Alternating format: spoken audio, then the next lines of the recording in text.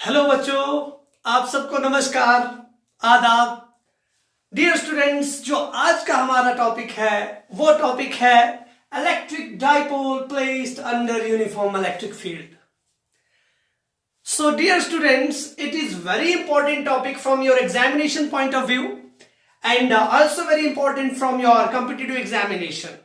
That is electric dipole placed under uniform electric field से आप क्या समझते हैं कि जब भी आप अपने डाइपोल को किसी भी यूनिफॉर्म इलेक्ट्रिक फील्ड के अंदर रखते हैं तो डाइपोल के साथ क्या होता है, that is the question. In last lecture, that is the lecture which is all about the electric lines of force or the electric field lines. In that lecture I have told you about the uniform electric field. Uniform electric field means whenever the electric lines are just represented by the straight, equispaced and parallel lines, then the resultant arrangement is called the uniform electric field. It means जब भी हम parallel, straight और equidistant या इक्विस्पेस्ड electric field lines को represent करते हैं तो final जो हमारे पास अरेंजमेंट होता है उस अरेंजमेंट को हम ये कह सकते हैं कि हमारे पास वो कैसा इलेक्ट्रिक फील्ड है, that is uniform electric field. तो बच्चों, यहां पर मैं सबसे पहले यूनिफॉर्म इलेक्ट्रिक फील्ड बनाता हूं। This is uniform electric field. अगर मैं 5 लाइंस ले लेता हूं तो इससे बच्चों मुझे क्या मालूम होता है, इससे मुझे मालूम होता है that this is the direction of electric field intensity, क्योंकि जिस डायरेक्शन में इलेक्ट्रिक फील्ड लाइंस होते हैं उसी डायरेक्शन में किसका डायरेक्शन होता है, इलेक्ट्रिक फील्ड इंटेंसिटी का डायरेक्शन होता है। क्वेश्चन है इलेक्ट्रिक डाइपोल को इसके अंदर रखना है। अब देखिए बच्चों, इसके अंदर हम डाइपोल को कैसे रख सकते हैं, तो देखिए सपोज मैं इसको एक डाइपोल मानता हूं और ये पॉजिटिव चार्ज है, दिस इज -1, तो मैं अपने डाइपोल को इस तरीके से भी रख सकता हूं, इस तरीके से भी रख सकता हूं, इस तरीके से भी रख सकता हूं, इस तरीके से भी रख सकता हूं।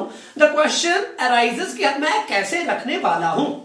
तो देखिए बच्चों, यहां पर अगर मैं अपने डाइपोल को इस तरीके से रखता हूं तो मेरे पास एक कंडीशन बन जाएगी कि मैंने अपने डाइपोल को पैरेलल रखा हुआ है। जिस डायरेक्शन में मेरे पास इलेक्ट्रिक फील्ड इंटेंसिटी है उसी डायरेक्शन में मैंने अपने इलेक्ट्रिक डाइपोल को रखा हुआ है। सेकंड कंडीशन ये हो सकती है कि मैं अपने डाइपोल को इस तरीके से रखूं।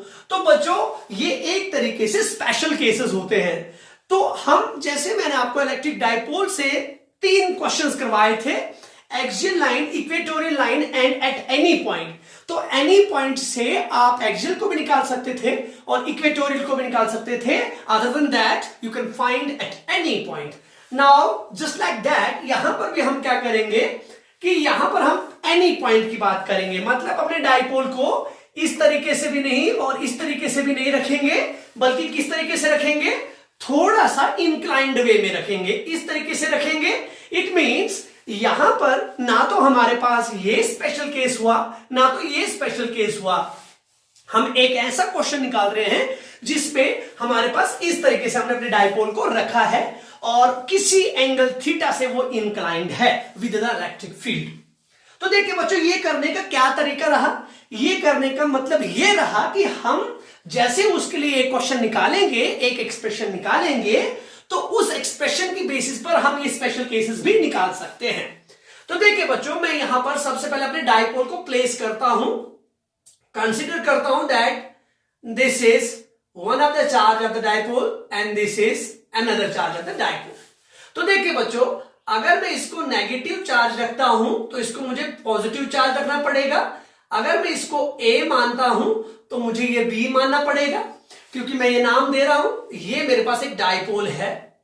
तो देखिए बच्चों, आप जानते हैं डाइपोल का अगर मैं सेंटर O रख रहा हूं तो यहां पे A बन जाएगा और यहां पर भी A बन जाएगा, जैसा कि मैंने मेंशन किया हुआ था पहले भी कि डाइपोल की जो डिस्टेंस है ट्वाइस A रख रहे हैं। तो देखिए बच्चों, मैंने एक डाइपोल यहां पर रख दिया।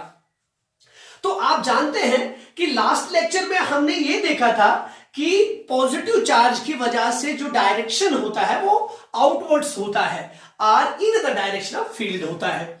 अब देखिए फील्ड लाइंस, आप जानते हैं फील्ड लाइंस जो लेक्चर आज नई तरीके से पढ़ रहा है तो डिस्क्रिप्शन में मैं एक लिंक दे दूंगा, जो लास्ट वाला जो हमारा वीडियो है उसको आप पढ़ सकते हैं इलेक्ट्रिक फील्ड लाइन से, उससे आपके पास क्लियर हो जाएगा। वहां पर मैंने बोला था कि अगर ये मेरे पास कोई एक फील्ड लाइन है, field line always originates from the positive charge and it terminates at the negative one. तो देखिए बच्चों, यहां पर जो लाइंस बनाई गई हैं, यहां पर थोड़ा अपना कॉन्सेप्ट लगाइए, कुछ ना कुछ इस तरीके से होगा।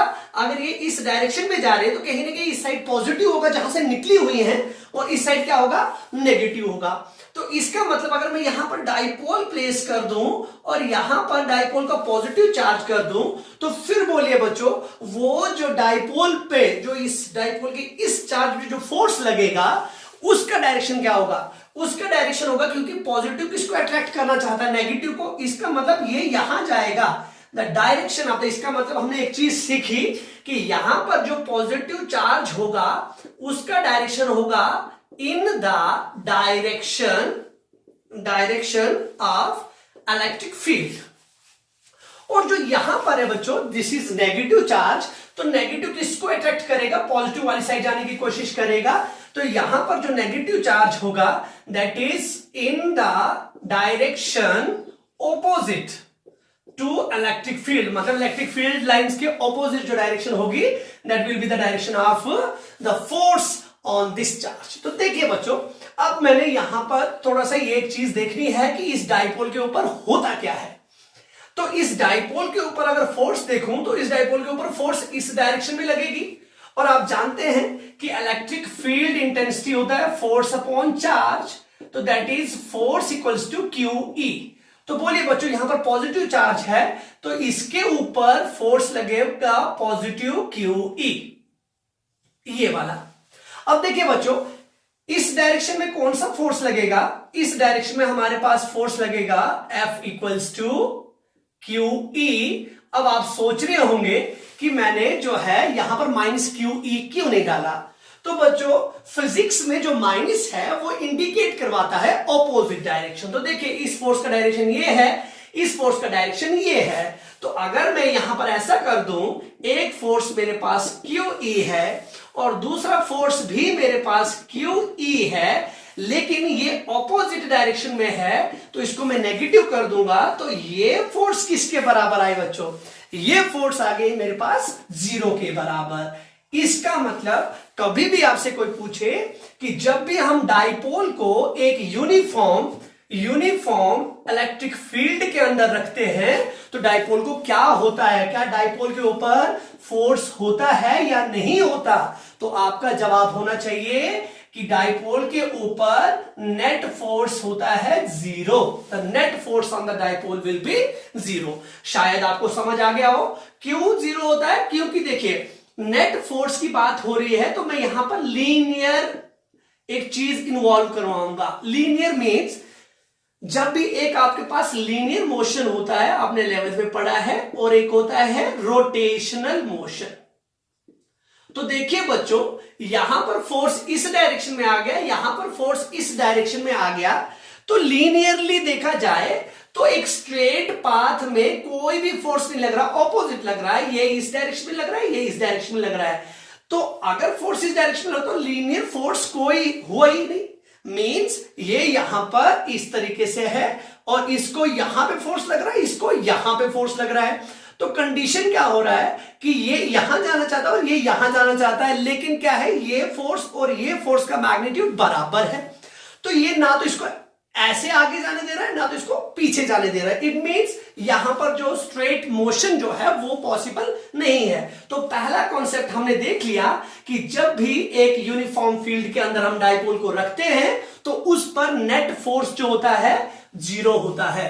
यहां पर पहली चीज लिख रहा हूं, नेट फोर्स विल बी 0। अब बच्चों, अगर नेट फोर्स नहीं है तो क्या है, हम जानते हैं, हमने 11th स्टैंडर्ड में कपल ऑफ फोर्सेस पढ़ा है, couple, COUPLE, couple of forces. तो बच्चों, कपल ऑफ फोर्सेस क्या करता है, मतलब यहां पे देखिए, इसको डाइपोल मान के चलते हैं, यहां पर एक फोर्स ये है, ये फोर्स यहां पर लग रहा है। अगर बच्चों ये इस डायरेक्शन में है, ये इस डायरेक्शन में, मतलब ये मेरे पास डाइपोल नेगेटिव और पॉजिटिव, इस पर ये फोर्स, इस पर ये फोर्स, ये यहां नहीं जा सकता, डाइपोल नहीं जा सकता। लेकिन अगर नहीं जा सकता तो ये इसका पिवोटेड पॉइंट होगा, ये वाला जो सेंटर है इसको मैं पिवोटेड मानूंगा, फिर फिक्स्ड वन। तो यहां से इसको जोर लगेगा और ये आगे जाने, ये चाहता है कि मैं आगे जाऊं, लेकिन ये इसको आगे जाने नहीं दे रहा। अगर आगे जाने नहीं दे रहा तो ये इस पॉइंट के रिस्पेक्ट में ये और ये क्या कर देंगे, ये ऐसे घूमना शुरू कर देंगे। अब बच्चों बोलिए, एक फोर्स ये थी और एक फोर्स ये थी, इन दोनों फोर्सेस का नाम पड़ गया कपल ऑफ फोर्सेस। कौन से फोर्सेस बच्चों, ये कपल ऑफ फोर्सेस है, मतलब एक फोर्स ये और एक ये फोर्स, इन्होंने जब कपल बनाया तो फिर हमारे पास सॉरी हमारे पास लीनियर मोशन नहीं बल्कि कौन सा मोशन हुआ, रोटेशनल मोशन हुआ। अब रोटेशनल मोशन हुआ, लेकिन रोटेशनल मोशन में जो हमारे पास एक लीनियर मैकेनिक्स होता है, एक रोटेशनल मैकेनिक्स होता है। लीनियर मैकेनिक्स में नाम होता है फोर्स, तो रोटेशनल मैकेनिक्स में फोर्स का ही नाम बन जाता है टॉर्क। तो देखिए बच्चों, इसका मतलब हमने बोला नेट फोर्स तो 0 होगा, लेकिन इन कपल ऑफ फोर्सेस की मदद से वो जो डाइपोल है वो क्या करना शुरू कर देगा, घूमना शुरू कर देगा। तो घूमने वाली फोर्स को क्या कहा जाता है, घूमने वाली फोर्स को कहा जाता है टॉर्क। तो हम ये बोलेंगे, यहां पर मैं लिखूंगा whenever an electric dipole is placed inside the uniform electric field, it rotates, वो रोटेट करेगा, it rotates, या that is experiences a rotating force called torque। तो देखिए बच्चों, मतलब पूरे क्वेश्चन का सॉल्यूशन निकल चुका है कि जब भी एक डाइपोल को हम किसी भी यूनिफॉर्म इलेक्ट्रिक फील्ड के अंदर रखते हैं तो नेट फोर्स उसके ऊपर 0 होता है। अगर नेट फोर्स 0 होता है तो लीनियर मोशन क्या नहीं होगी, इज नॉट पॉसिबल। अगर लीनियर मोशन पॉसिबल नहीं है तो यहां पर बोलिए बच्चों क्या बना, कपल बना। किसका कपल बना बच्चों, कपल ऑफ फोर्सेस बना। अगर कपल ऑफ फोर्सेस बना तो उन्होंने उसको किस चीज के लिए मजबूर कर दिया, उस कपल ऑफ फोर्सेस ने उस डाइपोल को घूमने के लिए मजबूर कर दिया। और जब इसकी रोटेशन होती है तो कौन सा रोटेटिंग फोर्स का नाम होता है, टॉर्क। तो अब हम कैलकुलेट करते हैं टॉर्क किसके बराबर होता है। तो देखिए बच्चों, अब मैं क्या कर रहा हूं, टॉर्क को कैलकुलेट करके दूंगा कि टॉर्क किसके बराबर होता है। इट मीन्स यहां पर लीनियर मोशन नहीं बल्कि रोटेशनल मोशन का कॉन्सेप्ट आया। पर मैं यहां पर ये बोलना चाहूंगा कि मेरा जो डाइपोल है वो थीटा एंगल से इंक्लाइंड है। अब मुझे टॉर्क निकालना है। मैंने लिख दिया कि टॉर्क जो है एक्सपीरियंस होता है रिप्रेजेंटेड बाय टाउ। तो देखो बच्चों, अब टाउ के लिए मैं एक्सप्रेशन निकालूंगा। अब कैसे निकलता है उसके बारे में देखते हैं। सबसे पहले मैं बोलूंगा force on positive Q is equals to Q E, यहां पर लिख दूंगा अलोंग ई, ई की डायरेक्शन में। Force on negative Q is minus Q E. तो देखिए मैंने यहां पर माइनस क्यू ई डाला, लेकिन अगर मैं माइनस क्यू वी डालूंगा फिर मुझे इसके अलाउंग बोलना पड़ेगा। अगर मैं इसको भी पॉजिटिव क्यू वी डालूंगा, मैग्नीट्यूड डाल दीजिए इसका, तो यहां पे ऑपोजिट है, ये ऑपोजिट टू ई है, पर ये माइनस फिर मुझे हटाना पड़ेगा। ये आपकी अपनी चॉइस है, या तो ये या तो ये। देखिए अब मेरे पास आइदर फोर्स, बोलिए बच्चों कपल जो होता है, कपल मीन्स बराबरी वाली फोर्स। या तो ये फोर्स यूज कर दीजिएगा या तो ये, लेकिन इसको यूज करने का कोई रोल ही नहीं है, क्योंकि हमें पॉजिटिव मैग्नीट्यूड देना है, because this minus only indicate the opposing nature of this force on that is Q charge as compare to the force on the positive one. तो देखिए बच्चों, अब टॉर्क किसके बराबर होता है? टॉर्क टाउ इक्वल्स टू, आप जानते हैं रोटेटिंग फोर्स आपने 11th स्टैंडर्ड में पढ़ा है, that is force into force arm. Force arm बच्चों, आपको फोर्स तो इनमें से एक यूज कर देंगे, इस फोर्स आर्म, या मैं एक और चीज यूज कर रहा हूं, परपेंडिकुलर डिस्टेंस, आप ये भी कह सकते हैं। देखिए बच्चों, फोर्स आर्म और परपेंडिकुलर डिस्टेंस एज यूजुअल, देखिए मैं यहां पर ज्यादा डेप्थ में नहीं जाऊंगा, क्योंकि आपको पहले मैं क्वेश्चन पूरा करवा दूं, उसके बाद में थोड़ा सा बेसिक आपको इसके बारे में थोड़ा और बोलूंगा, पर उससे पहले आप देख लीजिए कि हम इसको कैलकुलेट कैसे कर देते हैं। टाउ इक्वल्स टू फोर्स, बच्चों मैं यहां से कौन सी फोर्स लाऊंगा? फोर्स देखिए क्यू ई है, मल्टीप्लाइड बाय, अब बात आती है बच्चों फोर्स आर्म की। फोर्स आर्म या परपेंडिकुलर डिस्टेंस, इसके बारे में मैं आपको अभी बाद में भी बोलूंगा, लेकिन अभी हम कैलकुलेट कर रहे हैं। तो देख लीजिए, अगर मैं यहां से इसको ज्वाइन कर दूं और ये एक ट्राइंगल बना दूं, ए बी और इसको सी बोल दूं, तो देखिए बच्चों, अगर थीटा में ये मान रहा हूं तो ये परपेंडिकुलर है, तो इट मींस परपेंडिकुलर डिस्टेंस ये बनता है due to these two charges जिन्होंने कपल बनाया है फोर्स का।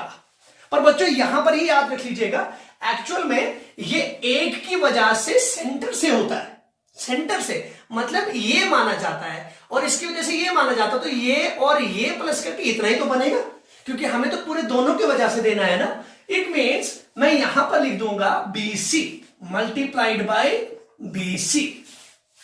अब आप BC को कैलकुलेट कर सकते हैं।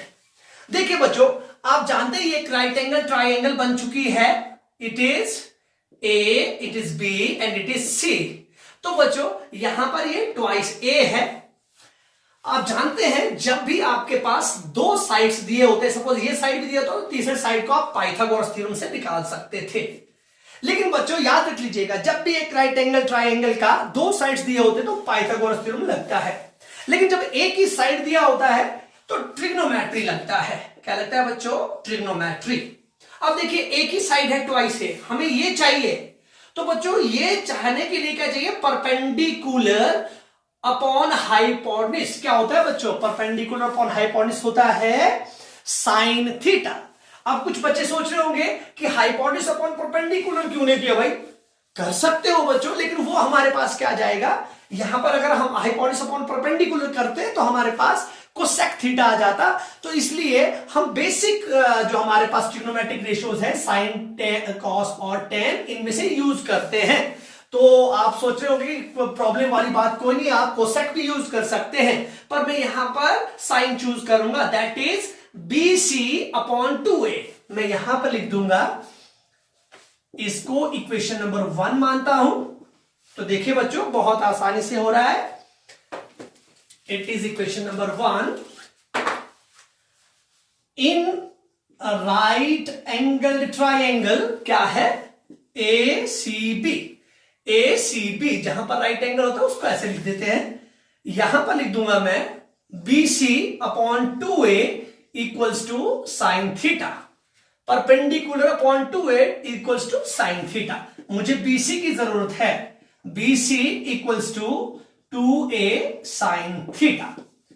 Putting this value in equation number 1, इसको हम इक्वेशन नंबर 1 में डालेंगे, that is tau equals to QE multiplied by 2A sine theta. तो देखिए बच्चों 2A और Q को अलग लिख सकते हैं हम, ये मेरे पास आ जाएगा tau equals to twice A Q और साथ में E और यहां पर साइन थीटा। तो देखिए बच्चों टाउ मेरे पास हो गया।